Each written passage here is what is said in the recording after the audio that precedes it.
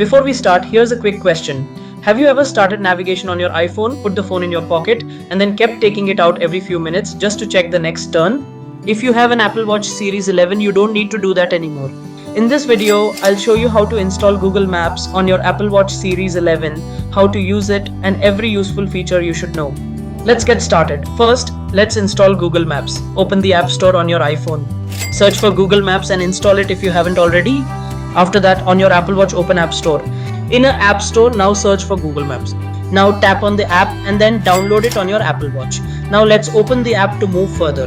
Press the digital crown and tap Google Maps. The app opens in just a few seconds and is very simple to use. First, note that it will not automatically start on your Apple Watch.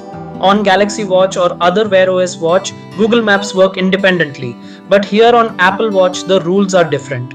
To get most of the app, you have to first start your journey on your iPhone app and then it will start on the smartwatch. For that, you have to enter your journey on the iPhone and later click on direction. When you tap start button, then automatically your journey and turn-by-turn navigation will start on Apple Watch.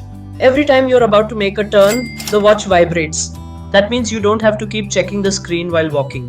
The display also shows the next turn, distance remaining, your estimated arrival time, and the road you're currently on. Google Maps also supports cycling directions in supported areas. The app works with public transport too. Need to check how much time is left? You'll instantly see the remaining travel time, distance left, and your next instruction. If you accidentally miss a turn, Google Maps automatically updates the route and guides you to the destination without needing to restart navigation. You can also use Siri. Simply say something like navigate to the nearest coffee shop using Google Maps. Your iPhone starts the route and directions appear on your Apple Watch. One important thing to know is that Google Maps on Apple Watch is a companion app. You still need your paired iPhone nearby because the watch doesn't offer full standalone Google Maps navigation.